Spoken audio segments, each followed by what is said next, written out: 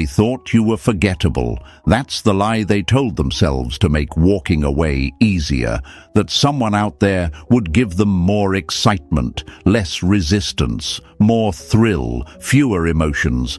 They didn't just leave, folks. They compared. They lined you up in their mind with people you never even knew existed. They stacked you against filters, short-term flings, fake highs, and Instagram illusions. And when you didn't perform like a circus act for their ego, they told themselves you weren't enough. You were too real, too deep, too hard to control. But here's the thing they never saw coming. Your silence would echo louder than their entire dating phase. My friends, let's talk about it.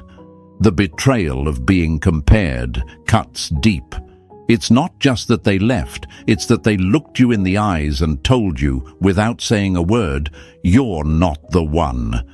And then they tried to find the one in someone else. But you weren't just someone to fill a role. You were the whole damn story. They just didn't have the maturity to read it. And now that they're out there, lost in the crowd of shallow connections and empty smiles, they're starting to get it. The conversations don't hit the same. The laughs feel forced. The attention doesn't reach their soul, because when someone is emotionally shallow, they chase what sparkles. But when that sparkle fades, they realize they walked away from solid gold. You weren't perfect, but you were present. You weren't flashy, but you were rare. And folks, rare doesn't shout. Rare doesn't beg. Rare goes silent. And silence is a killer. That silence, that's where your power lives now. No late-night messages, no chasing, no "what are we" talks, just space, just stillness. And now they're sitting in rooms full of people who look good but don't feel good, trying to fake laughs while thinking of the moments they had with you. That's not healing, that's haunting. Let's be real, they thought you'd be the one crying, stalking their stories, breaking down. But Stoicism doesn't collapse, it transforms. You didn't fall apart, you fell silent. You didn't beg, you built. You didn't chase, you chose yourself. And while they were out there using temporary people to forget permanent feelings, you were becoming the version of yourself they'll never get to meet. That's the part they can't swallow. They thought they left behind the best version of you. Now they're realizing you were just getting started. And now they're trapped in a cycle of regret. Regret, my friends, is a slow burning fire. At first, it's just a flicker, a random dream, a song that reminds them of you. Then it's that hollow feeling on a date that should have been exciting. Then it's rereading old messages, hovering over the high they'll never send. Regret creeps in quietly, and when it hits full force, it never leaves. But here's what I need you to remember. Don't seek closure from someone who's still chasing illusions. They don't owe you anything. You owe yourself peace. You owe yourself strength. You owe yourself your own damn loyalty. If they come back, and trust me, they will, it won't be out of love. It'll be out of loss. But by then, you'll be standing on ground they can't reach. So here's what you're gonna do, right now, not later, not maybe, right now. You're gonna sit up, roll your shoulders back like the storm didn't break you, like you were built to outlast it. Take a slow breath. Own that silence, and realize something cold, something real. You were never the backup plan. You were the lesson they had to learn the hard way.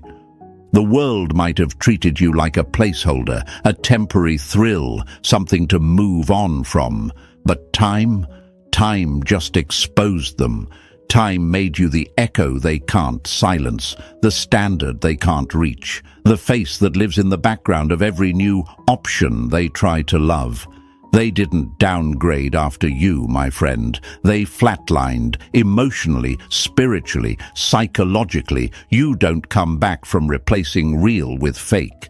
Now here's what I want you to do, and don't skip this like some passive viewer. This is where you speak it into your own soul. Go to the comments and type it out with your chest. I am irreplaceable. Not because I said so, but because you feel it now. And if you don't feel it yet, say it anyway. Say it until your mind stops doubting and your heart starts catching up.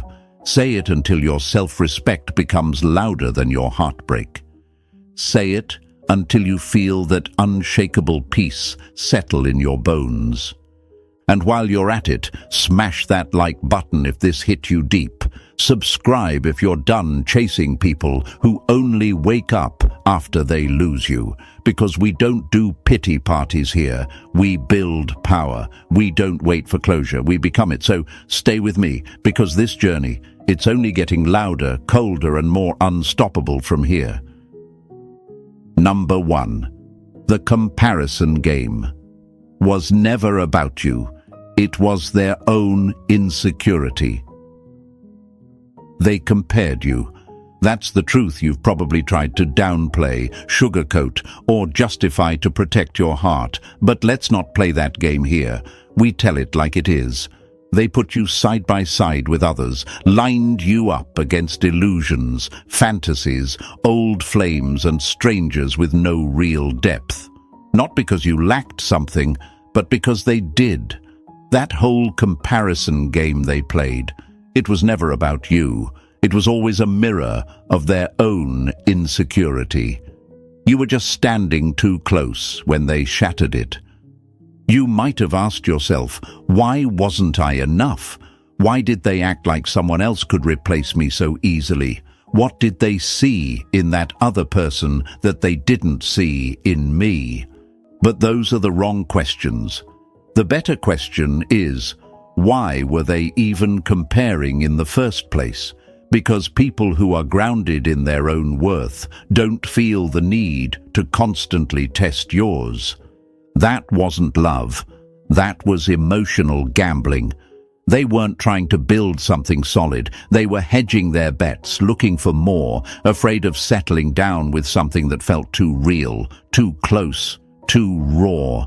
They were afraid of you because real love exposes everything fake in a person.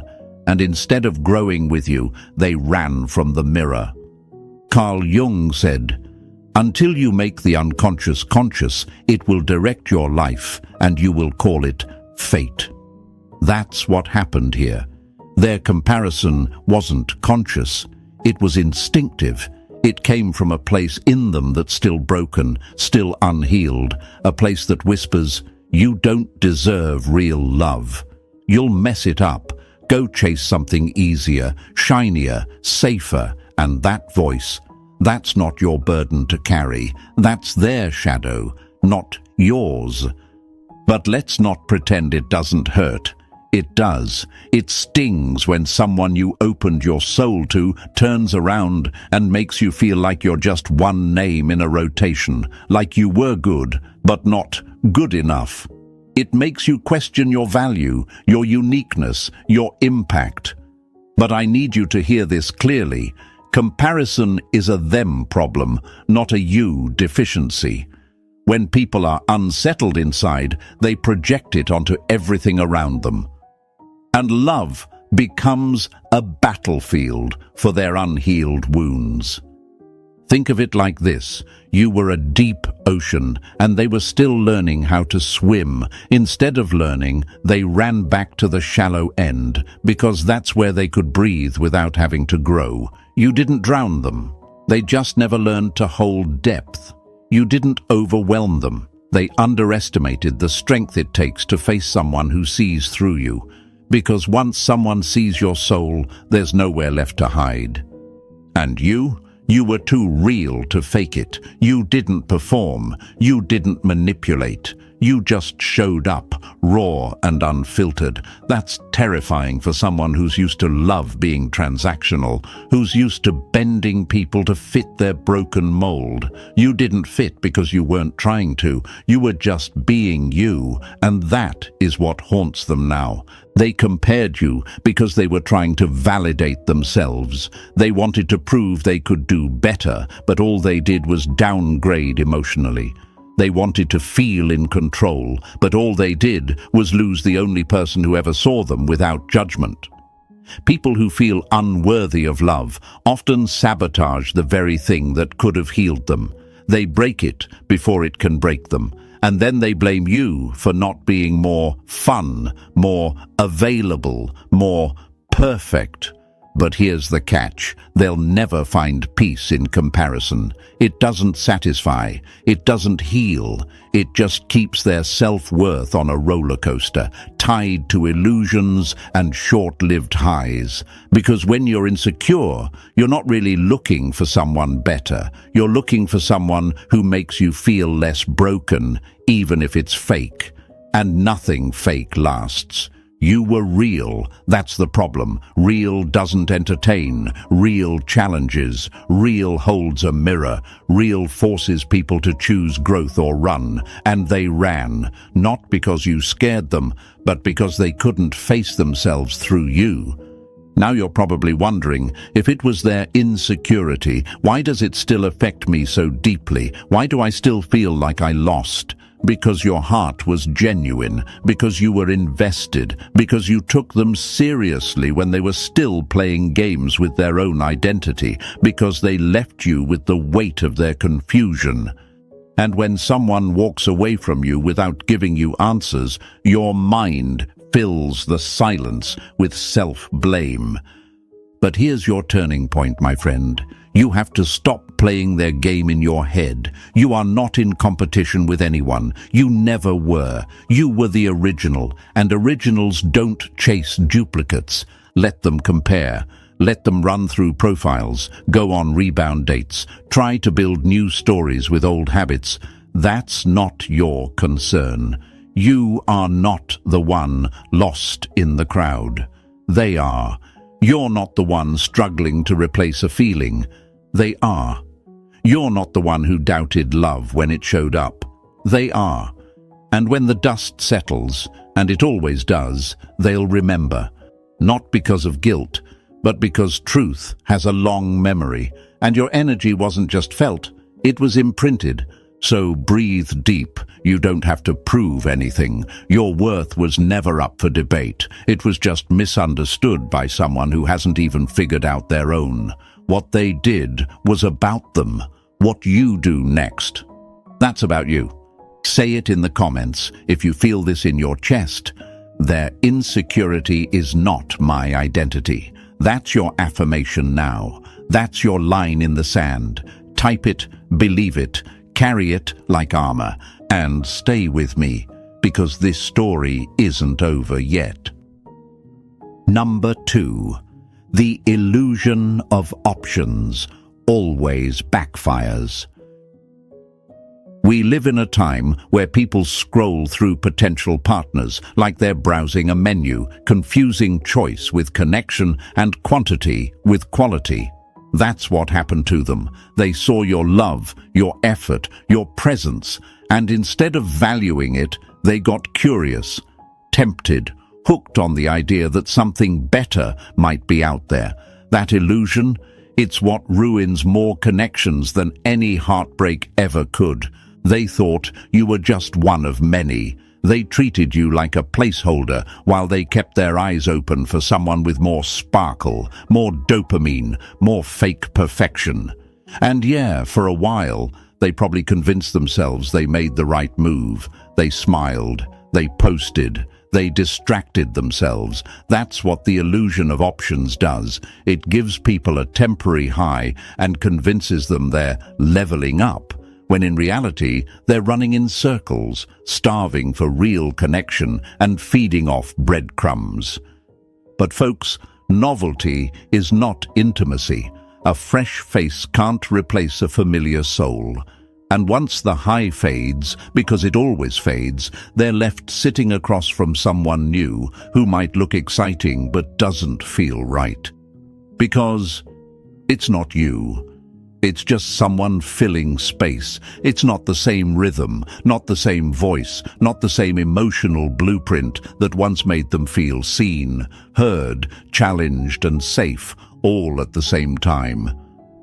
Here's the thing, modern dating doesn't tell you. Too many options kill satisfaction. Psychologists call it choice overload. The more options someone believes they have, the less likely they are to commit, and the more likely they are to regret the decisions they make. That's why, even after picking someone new, they still find themselves thinking about you. Regret theory hits hard when they realize that all those options didn't bring more happiness, just more confusion. They didn't trade up, they traded out, and emotionally, they lost.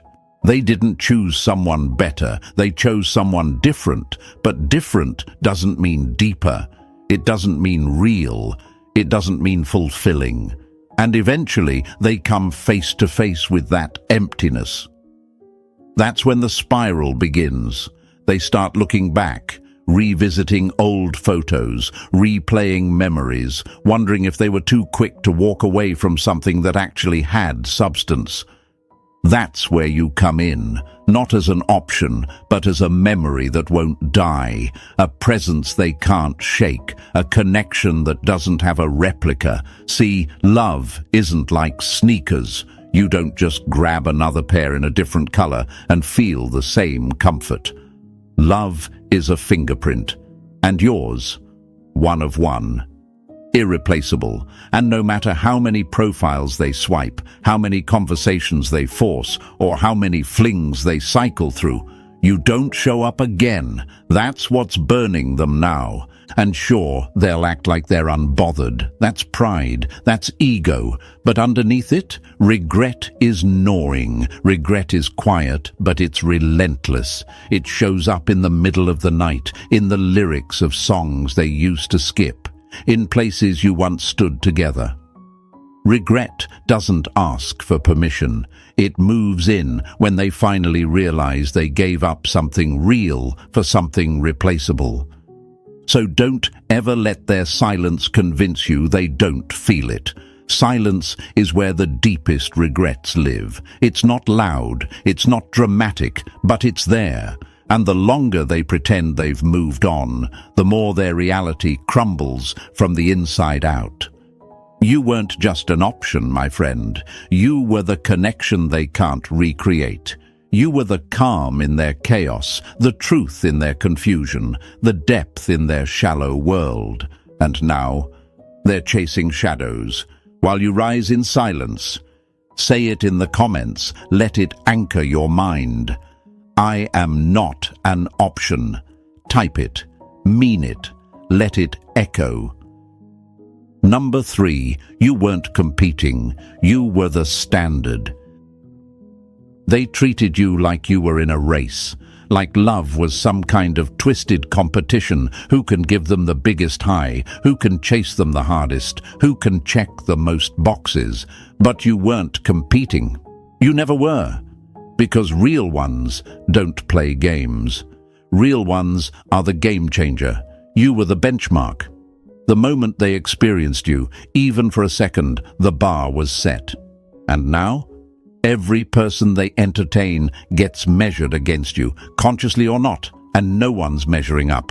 See, emotionally immature people don't know how to handle someone who's the full package. They've been so used to half-love and broken dynamics that when someone like you shows up, consistent, emotionally present, grounded, it doesn't register as a blessing, it registers as pressure. Am I ready for this? Can I match their depth? Will they expose how little I actually know about love? And instead of rising to the level, they fall back into what's familiar, into games, into power plays, into people who demand less of them, because you weren't just offering them love, you were challenging them to evolve, and they weren't ready. So they ran, or they played cold, or they flirted with others, trying to provoke a reaction, and when that didn't shake you, they told themselves lies like, "They're not exciting enough, maybe someone else will give me butterflies." But folks, butterflies are nervous system trauma. Real love doesn't spike your anxiety. Real love gives you peace.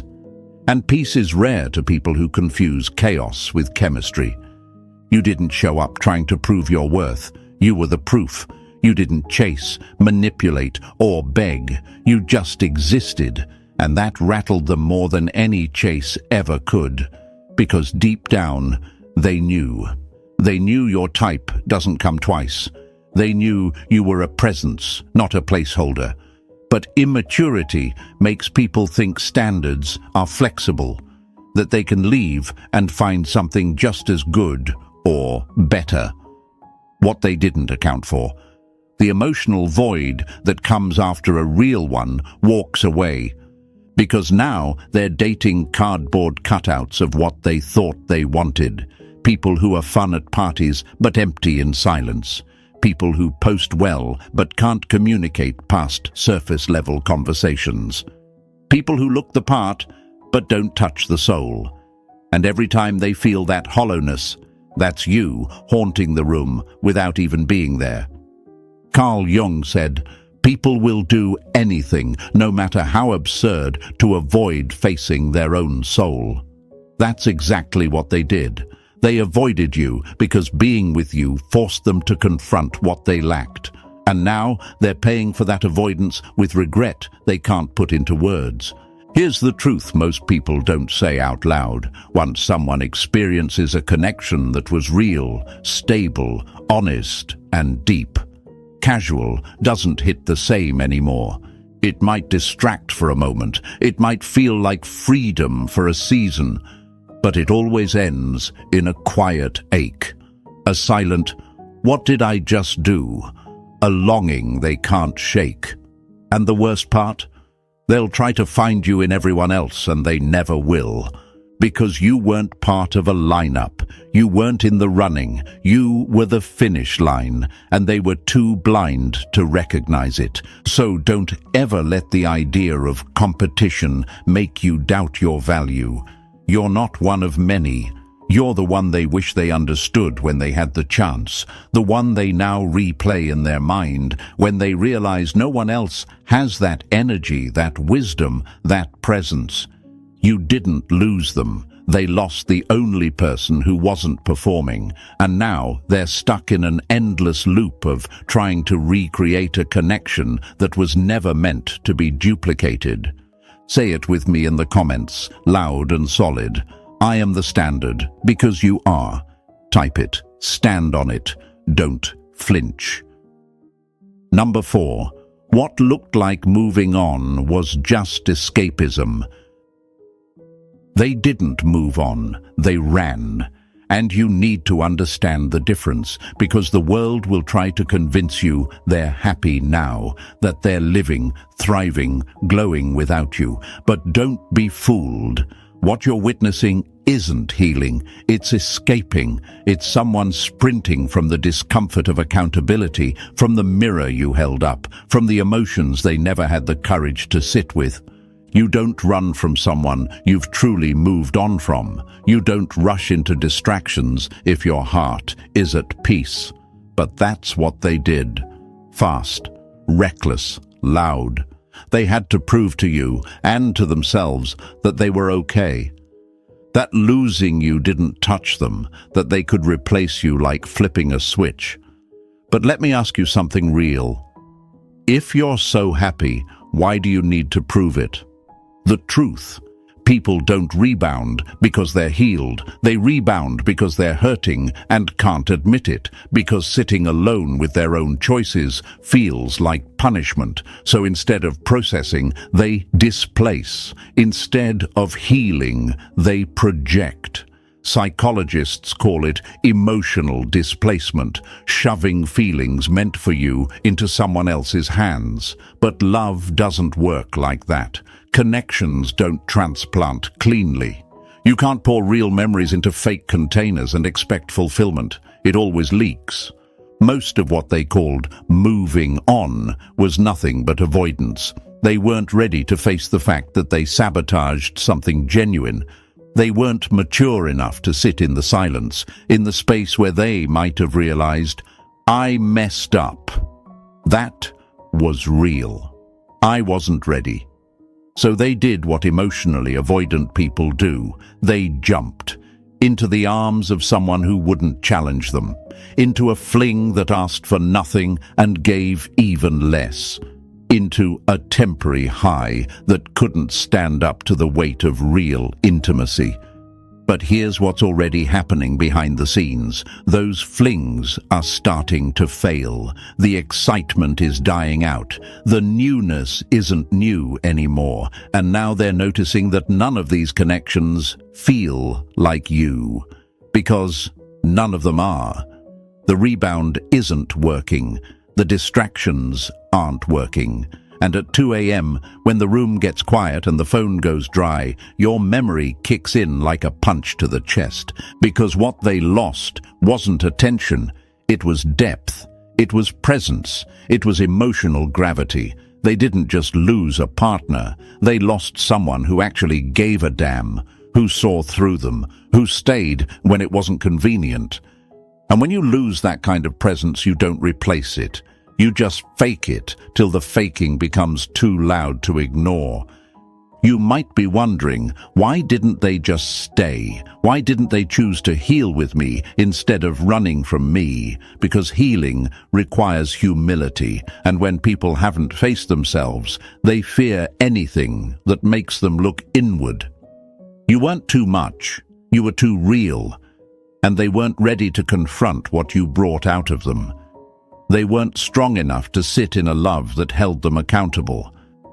So no, my friend, they didn't move on. They escaped. And every new date, every smile, every fake "I'm doing great" story they try to sell, it's all smoke. Because the truth they're running from still has your name on it. You are not someone they got over. You are someone they couldn't process. And now they're emotionally homeless, sleeping in shallow arms, dreaming of depth. Say it in the comments so it lives in your mind too. They didn't move on. They escaped me. That's not arrogance. That's clarity. That's your reminder that healing looks like growth. What they're doing, that's just noise. Number 5. No one matches your depth, and it's haunting them. Let's get one thing straight. They don't miss you because they feel guilty. They miss you because no one has come close to matching your depth. And that's not ego talking. It's energy. It's what happens when someone experiences a connection that touches the soul instead of just stroking the ego. You made them feel something they weren't ready to feel, something they didn't even know was possible for them. And now, that feeling is haunting them. You see, most people today only know surface-level affection. They know how to flirt, how to text back, how to pretend they care long enough to get what they want. But real emotional presence, someone who actually listens, holds space, reflects their truth back at them with clarity and warmth. That's rare. That's you. You weren't just there. You felt. You saw them. You didn't just want them. You connected with them. And in a world full of filters and facades, that kind of raw emotional truth hits harder than anything else. But here's the catch. When someone isn't emotionally ready, depth feels like danger. They start to panic, not because you did something wrong, but because their nervous system doesn't know what to do with peace. They're used to emotional chaos, used to hot and cold, used to validation games. And when you gave them something steady, grounded and real, it disrupted their pattern. That kind of love exposes the shallow stuff they've built their identity on. So they ran, not because you were weak, but because your presence was too strong for the version of themselves they were clinging to. And now, that absence is deafening. Here's where it gets psychological. When we experience deep emotional bonds, especially ones tied to safety, comfort, intimacy, the brain stores those moments like treasure. It creates something called a dopamine memory loop. Your presence literally became a high they didn't even realize they were becoming addicted to. The sound of your voice, the way you laughed, the look you gave when you were listening but hadn't said a word yet. All of that carved pathways in their brain. And now, even if they're with someone new, those same pathways are firing, searching for the same feeling in different bodies. But it's not working. That loop doesn't close, because no matter how many people they entertain, they can't replicate what they felt with you. They can try to mimic it, force it, project it onto someone else, but nothing hits. And that mismatch between what their mind remembers and what reality gives them is where the obsession begins. That's when they start replaying things, dreaming about you, watching your stories in silence, asking mutual friends how you've been. That's not guilt. That's psychological longing. That's the brain screaming, "We had something real, and now it's gone." And let's be honest, they didn't just lose a connection, they lost access to a rare kind of emotional clarity, to the kind of warmth that doesn't demand attention but earns it. They might act like they're unbothered, but that's pride. The truth. They're stuck in that loop, playing reruns in their head while pretending the new show is just as good. But deep down, they know. They know you didn't just give them love, you gave them depth. You took them somewhere they can't seem to return to without you. So don't ever underestimate the impact you made. You were the calm in their storm, the one who spoke to their future, not just their flesh. And now that they're surrounded by noise again, they finally get what they had.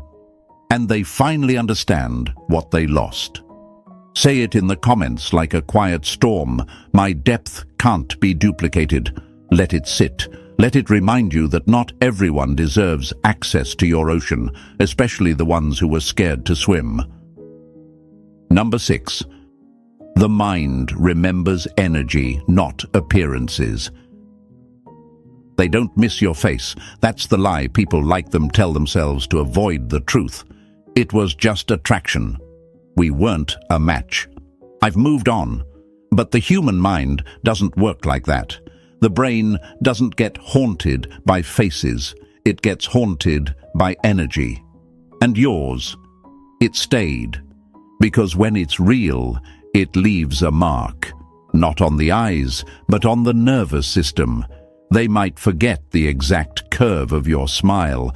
They might forget the shirt you wore or the way your hair looked on a rainy Tuesday. But they'll never forget how safe it felt to open up to you. How alive they felt during that one conversation at 2 a.m.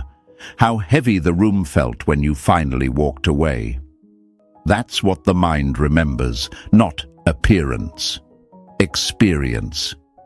You were an emotional blueprint, a walking memory that wrapped itself around their subconscious and said, "This is what real connection feels like." And no matter how much time passes, no matter how many people they smile next to in photos, no one's energy is doing for them what yours did. That voice in their head still has your tone. That quiet ache they can't name still carries your warmth. That sudden wave of sadness when a song plays. That's your imprint still echoing. This is called emotional imprinting, when a strong emotional experience gets hardwired into the brain. When it happens, the mind doesn't just recall you, it relives you. It pulls up the feeling, the sensation, the atmosphere you brought with you. You weren't just a person in their life, you were a frequency, a calm amidst chaos, a soul that didn't try to impress, just showed up as you. And that level of authenticity? Rare, unreplaced, untouched. You might not be the most attractive person they ever met by society's standards, but what you gave them was beyond aesthetics. It was energetic intimacy, and that's the one thing filters can't fake and flings can't offer. That's why they're restless. That's why they can't stay still. Because the new people might look good in a photo, but they don't feel like home. And here's the part they never saw coming. Energy lingers. It walks into rooms before your name is even mentioned. It slips into their dreams without warning. It sits in the silence of their happiest moments and reminds them of what they're pretending not to miss. That energy they brushed off while they had it, it's the very thing they're craving now. But the soul doesn't operate like a playlist. You can't just hit repeat on someone like you, and even if they wanted to recreate it, they wouldn't know how. Because what they miss isn't a person, it's a presence. Your laugh that didn't sound rehearsed. The way you looked at them like they were more than their trauma. The way your absence feels heavier than most people's presence. That's what haunts them. That's what keeps them scrolling, thinking, dreaming, remembering.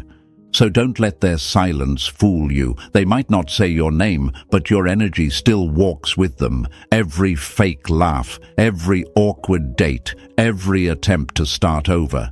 It's all laced with the quiet truth that no one else is reaching the parts of them you touched without even trying.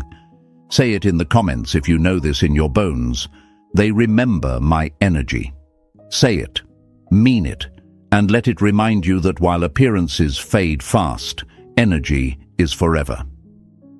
Number 7. The cycle of regret has already started. Regret doesn't always show up loudly. Sometimes it creeps in like fog, slow, quiet, and undeniable. And whether they admit it or not, the cycle of regret has already started. That silence between you two, it's not peace, it's pressure. It's a growing discomfort on their end, disguised as indifference. But don't be fooled. Regret lives in the pauses, and it grows louder with every forced smile they wear next to someone new. At first, they were convinced they made the right move, that walking away from you meant walking towards something better. They may have even celebrated it, new connection, new routine, new dopamine. But the brain has a funny way of catching up to the heart. And now, that high they were chasing, it's wearing off. And what's left? The void. Because when real love leaves, the absence doesn't feel neutral, it feels unnatural. Here's the psychology behind it. When people make emotionally charged decisions, especially ones where they leave behind someone good, they often experience what's called post-decision dissonance. It's that gnawing mental conflict that says, did I make the right call? And that conflict grows every time the life they chose instead of you disappoints them. Every boring conversation, every moment of disconnect, every forced, I'm fine, that's when the mind starts traveling backwards, not because it wants to relive the past, but because it realizes it left something real back there. They thought you'd be easy to forget, that you were just another chapter, but here they are, rereading old messages, scrolling through your photos, wondering if you're still waiting, or worse, if you've already outgrown them. And that, right there, that's the regret kicking in, not the dramatic, teary kind, the quiet, long-lasting kind. The kind that settles in their stomach when someone else laughs, but it doesn't hit the same. The kind that makes them pause before they reply to someone new, because the energy is off. The feeling is missing. You are missing. And that's the part they'll never say out loud. They're already haunted by your memory, not because they feel guilty, but because the life they chose instead of you isn't fulfilling them the way they thought it would. They traded depth for convenience, and now they're realizing convenience doesn't comfort the soul. Regret also has a rhythm. At first, it whispers, "Maybe I should check their page." Then it pokes, "I wonder if they think about me too." Then it grows legs and walks into their daily life, uninvited. Suddenly, they're bringing you up in random conversations, asking mutual friends about you, secretly hoping they hear something like, "They miss you too." But let me be clear, they're not asking because they've found peace. They're asking because they've lost it. They thought you'd stay stuck while they explored their options, but now they're stuck replaying you while you rise. That's the irony of regret. It doesn't hit when they lose you. It hits when they realize they can't replace you. And they've tried, emotionally, physically, mentally, but the truth remains. You weren't just a person, you were a place. A space where their soul felt safe. And now that space is closed, and they're banging on the door from the outside. They may not say it, but they feel it. Every time their current reality falls short of what you used to give effortlessly. Every time they catch themselves looking for you in someone else's eyes. And here's what they don't know. The longer they wait, the more they become a stranger to the version of you they once knew. You're growing, you're healing, you're becoming someone they wouldn't even recognize. And that realization, that's the final stage of regret, knowing they can't even come back to the same you. Say it in the comments if this truth resonates deep. Their silence is loud with regret. Let that be your reminder. What you brought to the table can't be forgotten, replaced, or ignored. It will echo and it will haunt. Number 8. They will come back, but you'll be different. They always come back. Maybe not today, maybe not tomorrow, but eventually they will circle back like they never disappeared. Like the silence never happened, like the damage didn't count, and it'll be subtle at first. A casual "hey," a random story reaction, a just thinking about you message out of nowhere. But don't mistake that contact for clarity. They're not coming back because they've changed. They're coming back because you have. See, people don't revisit what's broken. They revisit what was solid, what was grounding, what gave them peace in the middle of their internal chaos. That was you. You were the calm they didn't know how to appreciate at the time. But now that their world has spun out, now that they've tasted empty options and surface-level connections, you're the name that keeps echoing. And they come back, not because they deserve you, but because they remember how they felt around you, and no one else is doing it like that. But here's the twist they didn't see coming. While they were out there seeking comfort in the shallow, you were becoming deeper, sharper, stoic. You've changed. Whether you notice it or not, the heartbreak carved a stronger you. The silence taught you patience, the absence taught you presence. And all those nights you were stuck wondering if they missed you, they were actually the blueprint of your evolution. They're not coming back to the version of you they left. That version was still hoping, still explaining, still vulnerable to their inconsistency. But now you've got emotional boundaries. Now you know your worth isn't up for debate. You're not waiting at the door. They'll have to knock. And even then, you'll check through the peephole and decide if peace is worth letting them in. Psychologically, people who regret leaving often test the waters slowly. They want to see if you're still emotionally available without having to face rejection. But what they don't realize is that time didn't just pass. It changed you. You're not bitter. You're better. Not colder, but quieter. Not spiteful, but selective. You've learned that love without respect is a performance, not a partnership. And you're not here to perform anymore. Let them come back. Let them see the difference. Let them feel that shift in energy when you don't flinch at their return. Let them recognize that they're now talking to someone they can't manipulate, charm, or guilt into giving one more chance. Because that version of you, the one they thought would always be available, is gone. And what stands in front of them now? Someone who learned how to be whole without them. You're the one who gets to decide now. You're not hoping they'll pick you. You're deciding if they even get to be in your presence again. That's power. That's growth. That's stoicism in motion, because you didn't just survive the silence, you mastered it. You didn't just wait, you built. So when they come back, and they will, remember this moment. Remember the version of you they couldn't handle, and then look at the version of you they don't even deserve anymore.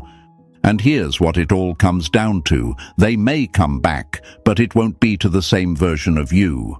The pain grew you, the silence sharpened you, and now you choose who gets access. Let them regret, let them remember, but never let them reduce you again. If this message hit something real in you, subscribe for more truths like this, like the video if you felt seen, and share it with someone who needs this reminder today. Drop your affirmation in the comments, and as always, stay strong, stay stoic, and stay with me.